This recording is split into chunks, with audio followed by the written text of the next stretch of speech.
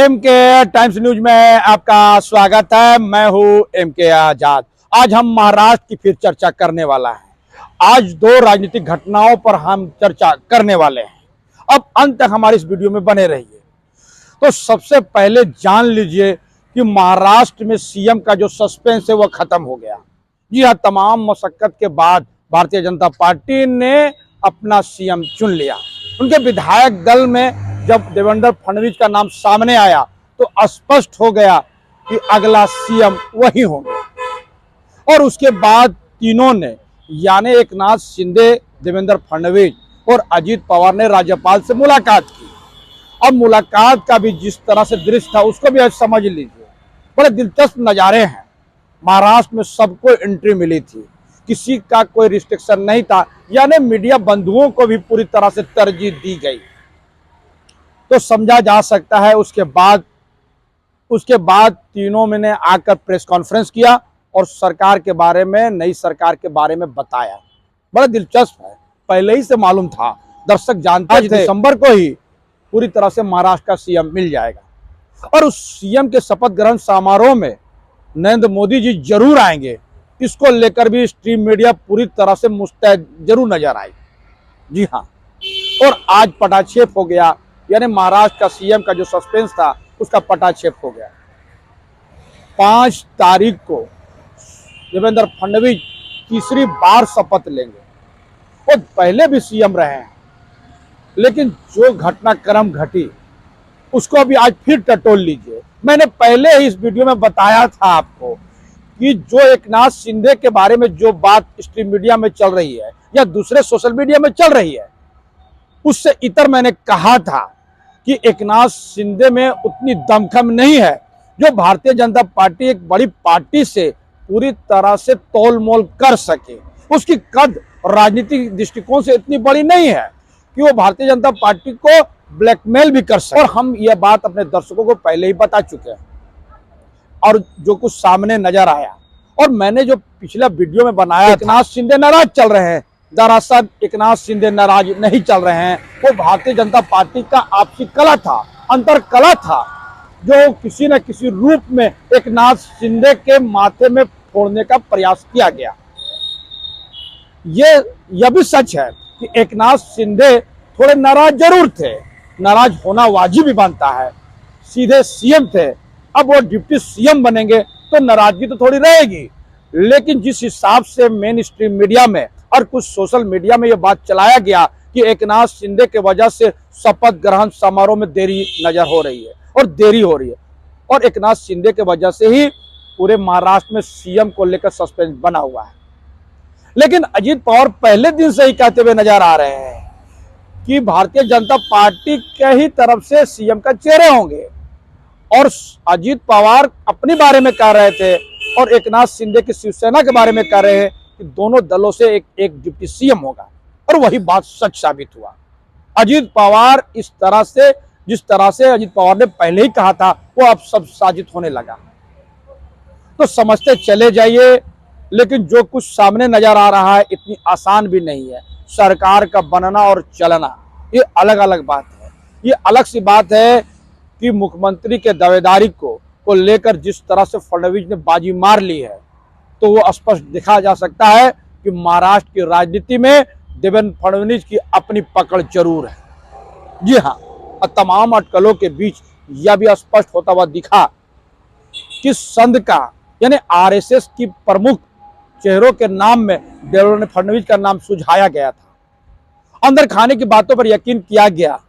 यदि अंदर खाने की बातों पर यकीन किया जाए तो स्पष्ट होता हुआ दिखेगा कि यदि देवेंद्र फडणवीस मुख्यमंत्री का चेहरा महाराष्ट्र में नहीं होते तो संभवतः वो भारतीय जनता पार्टी के राष्ट्रीय अध्यक्ष के दावेदार जरूर हो जाते। हालांकि देवेंद्र फडणवीस राष्ट्रीय अध्यक्ष बनने से ज्यादा महाराष्ट्र के सीएम बनने पर दिलचस्पी दिखाई, और वो साकार होता हुआ दिखा। एक तो यह घटनाक्रम, और दूसरी घटनाक्रम को भी आज टटोल लीजिए। महाराष्ट्र की राजनीति में जिस तरह से विपक्ष के लोग हंगामा मचा के रखा है, ईवीएम पर सवाल खड़ा कर रहा है, और चुनाव आयोग को जिस तरह से कटघरे में खड़ा कर रहा है, आज उसको भी टटोल लीजिए। कांग्रेस के तरफ से अभिषेक मनु सिंघवी जी जब पेश हुए और उसके बाद जो बात उन्होंने चुनाव आयोग को बताया, तो आप स्पष्ट देख सकते हैं कि किस बातों को लेकर अभिषेक मनु सिंघवी ने क्या कहा। बड़े दिलचस्प नजारे हैं, समझते चले जाइए। लेकिन इस वीडियो को देखने से पहले कुछ बातें जरूर जान लीजिए, स्पष्ट हो जाएगा। महाराष्ट्र का चुनाव 20 नवंबर को ही समाप्त हो गया और महाराष्ट्र के चुनाव समाप्ति के बाद 5 बजे चुनाव आयोग के तरफ से जो अनाउंसमेंट किया था वोट परसेंटेज को लेकर, वो 58.22% जरूर था। लेकिन जिस तरह से नियम बने हैं कि 11:30 बजे रात में भी चुनाव आयोग के तरफ से आंकड़े दिए जाते हैं, वोट और परसेंटेज के बारे में बताया जाता है, तो बड़े दिलचस्प है कि उसमें आंकड़े काफी बढ़ गए थे। यानी 65.2% का इजाफा 11:30 बजे ही हो गया था। यानी 5 बजे शाम को जो रिपोर्ट चुनाव आयोग की थी 58.22%, वो सीधे बढ़कर 65.2% हो जाए। सिर्फ यही नहीं, बड़ा दिलचस्प है, उसके बाद 23 तारीख को जिस दिन काउंटिंग थे उससे कुछ घंटा पहले फिर एक बार चुनाव आयोग की तरफ से अपडेट मिला, तो बड़ा दिलचस्प हो जाते हैं। और उसके बाद फिर एक बार जिस तरह से 66 पॉइंट से ज्यादा अगर चुनाव आयोग के आंकड़े बताने लगे तो दिलचस्प नजारे हो और होना भी चाहिए, क्योंकि काउंटिंग से थोड़ी देर पहले यदि आंकड़े में फेरबदल हो जाए तो कुल मिलाकर उसके आंकड़े के मुताबिक 7.83% की बढ़ोतरी हो गई। अगर उसको वोटों में तब्दील कर लिया जाए तो करीब 76 लाख के करीब वोटर की संख्या बढ़ गई। तो बड़ा दिलचस्प है, यहीं से शुरू होता है विपक्षियों को बोलने का मौका। इस मामले को लेकर चुनाव आयोग ने भी बहुत कुछ मौखिक दिया और बहुत कुछ लिखित देने की आश्वासन जरूर दिया। अब देख लीजिए मनु सिंघवी जी क्या कर रहे हैं, बड़े दिलचस्प नजारे हैं। और इसको लेकर एक नई बात और भी सामने आते हुए दिखी कि जिस तरह से महाराष्ट्र के कई गांवों में जब बैलेट पेपर से नए चुनाव को लेकर बात की जाने लगी कि मैं डेमो दिखलाऊंगा कि यहाँ के गांव के लोग किसको वोट दिया, उन्होंने वहां के तहसीलदार को यानी ब्लॉक ऑफिसर को भी इस पर आमंत्रित किया था। लेकिन आनन फानन में सरकार के तरफ से वहां कर्फ्यू लगाने की बात सामने आ रही है। तो समझते चले जाइए, क्योंकि जिस तरह से महाराष्ट्र के चुनाव सामने आए, यानी महाराष्ट्र के चुनाव के परिणाम सामने आए, तो बड़ा दिलचस्प है। एक बात के बाद मैं आपको वीडियो दिखाऊंगा अभिषेक मनु सिंघवी का। तो पहले जान लीजिए कि 4 महीने पहले महाराष्ट्र में चुनाव हुए थे नरेंद्र मोदी के लोकसभा चुनाव को लेकर, क्योंकि 4 महीने पहले लोकसभा का चुनाव हुआ था। और उस चुनाव में जो बात सामने आई, यानी भारतीय जनता पार्टी जब सिंगल डिजिट में रह गई, तो समझा जा सकता था कि क्या परिस्थिति बनते हुए दिखी। और जिस तरह इंडिया गठबंधन ने वहां पर बाजी पलट दी, तो सवाल यह भी खड़ा है कि 4 महीने के बाद ऐसी कौन सी परिस्थिति खड़ा हो गई कि नरेंद्र मोदी के चेहरा के आगे देवेंद्र फडणवीस, एकनाथ शिंदे के चेहरे को इतना पसंद कर लिया कि इंडिया गठबंधन में लैंडस्लाइड हो गया।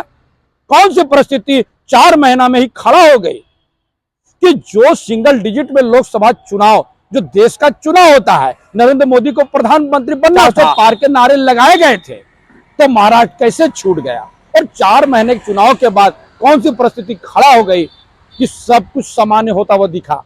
उम्मीद से ज्यादा जब सीटें भारतीय जनता पार्टी को आई, एकनाथ शिंदे की पार्टी शिवसेना को आई, तो अजित पवार भी 41 सीट लाने में कामयाब होते हुए। तो देख लीजिए अभिषेक मनु सिंघवी का वीडियो कि चुनाव आयोग के आने के बाद उन्होंने जो मीडिया को संबोधित किया तो क्या कहा, स्पष्ट हो जाए। दोस्तों, आप देख रहे हैं कि हमारे कॉलीग्स, हम लोग सब अभी आए हैं, बहुत विस्तृत। You are disturbing everybody. भैया बोलो मत, आप ही नहीं, हमें बाकी भी लोगों को तकलीफ हो रही है। दोस्तों, आप देख रहे हैं कि मेरे सभी मित्र, वरिष्ठ नेता, आप सबको जानते हैं, पटोले साहब हैं, गुरदीप जी हैं, मुकुल जी हैं, पवन जी हैं, प्रवीण चक्रवर्ती जी हैं। हम लोग सब अभी बहुत विस्तृत और व्यापक रूप से वार्तालाप करके आए हैं चुनाव आयोग से। लगभग 1.5-2 घंटे बाद चली है, 1.5-पौने 2 घंटे। कई बिंदुओं पे वार्तालाप हुआ।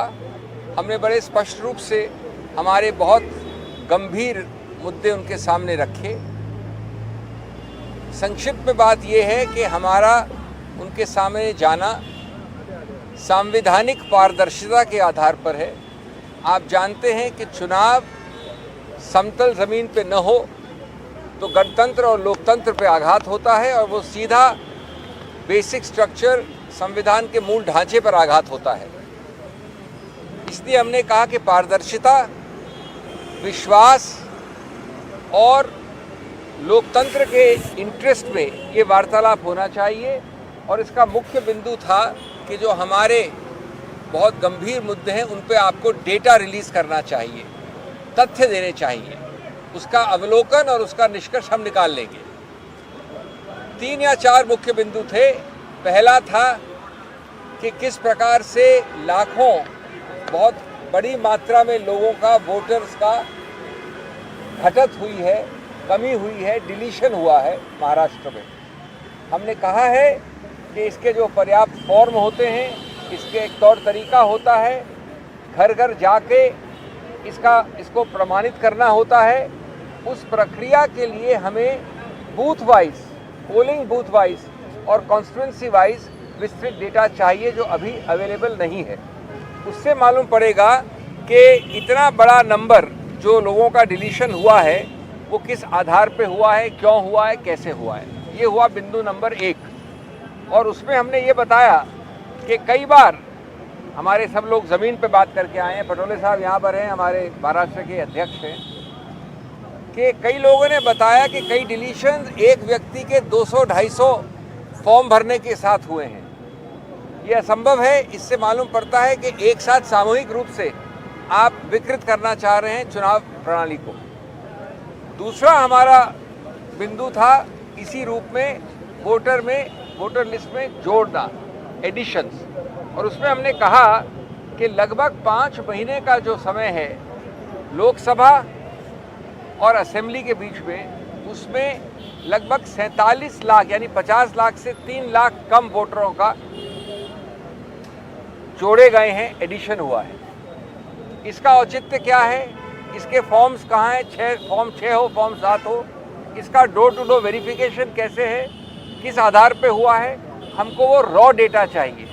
हमारे विभाग में बहुत एक्सपर्ट्स हैं, उसका रॉ डेटा का निष्कर्ष हम अपने आप निकाल लेंगे, लेकिन वो रॉ डेटा अवेलेबल नहीं है, इसकी मांग की। तीसरा अत्यंत महत्वपूर्ण बिंदु कि चुनाव आयोग के खुद के दिए हुए आंकड़ों के आधार पर एक सिर्फ महाराष्ट्र का उदाहरण लिया जाए तो 3 आंकड़े आते हैं। 58.22% वोटर टर्नआउट 5 बजे, 65.02% वोटर टर्नआउट 11:15 बजे रात को, 11:30 बजे रात को, और अंतिम आंकड़ा अगले 2 दिन बाद 67% या 67 से थोड़ा ऊपर, यानी 7% लगभग का फर्क। हमको जवाब मिला, बड़ा विस्तृत रूप से बहुत सौहार्द के साथ बातचीत हुई। हमको जवाब मिला कि साहब वोटर टर्नआउट एक अलग प्रक्रिया है और जो 17C का फॉर्म है वो अलग प्रक्रिया है, लेकिन हमने उनसे इसका पुष्टिकरण मांगा है और इसके लिए रॉ डेटा मांगा है। नहीं तो ये 7% पूरा खेल चुनाव का बदल सकता है। और अंत में मेरे मित्र ने, प्रवीण जी ने कई आंकड़े दिए जो हमने रखे उनके समक्ष। वो बताते हैं कि 118 ऐसे कॉन्स्टिट्यूएंसीज हैं, 118, जहाँ की 25,000 या उससे ज़्यादा बढ़त हुई है पोलिंग में, लोकसभा चुनाव और असेंबली चुनाव के बीच में। 118 और 25,000 की बढ़त, यानी काउंट जिन लोगों ने पोल किया, ये एक अप्राकृतिक बढ़त है, अननेचुरल है। और अधिकतर इन्हीं 118 में सत्तारूढ़ पार्टी की विजय हुई है। 118 में से 102 कॉन्स्टिट्यूएंसीज में। ये एक बिंदु बता रहा हूँ, मैं संक्षिप्त में बोल रहा हूँ। इस प्रकार के और कई बिंदु। ये बात सही है कि विस्तृत रूप से कई बिंदुओं का उन्होंने मौखिक रूप से हमको जवाब दिया है, समझाया है। जैसा मैंने कहा, बड़े सौहार्द और अच्छे वातावरण में ये डिस्कशन हुआ और वो हमको लिख के भी इसका स्पष्टीकरण देंगे। लेकिन हम समझते हैं कि राजनीतिक पार्टी जो देश की सबसे पुरानी और इतनी विस्तृत अलग अलग भारत के कोनों में है, उसका ये उत्तरदायित्व बनता है कि ऐसे मूल जो प्रिंसिपल्स हैं उनको आपके सामने रखा जाए, चुनाव आयोग के सामने रखा जाए। और हम आशा और विश्वास करते हैं कि जल्द से जल्द ऐसे जवाब आएंगे, ऐसे आंकड़े आएंगे जो हर प्रकार से पारदर्शिता की कसौटी को मिले और अविश्वास को हटाएं। Friends, I will be very brief. You can see I have a distinguished delegation with me. We have Mr. Mukul Vasnik, Mr. Pawan Khera, Mr. Praveen Chakravarti, the PCC President from Maharashtra, Mr. Patole, Mr. Gurdeep Singh. We have spent a lot of time, just under 2 hours or 1.5 hours with the Election Commission. We've had a discussion in a very cordial, constructive, positive atmosphere.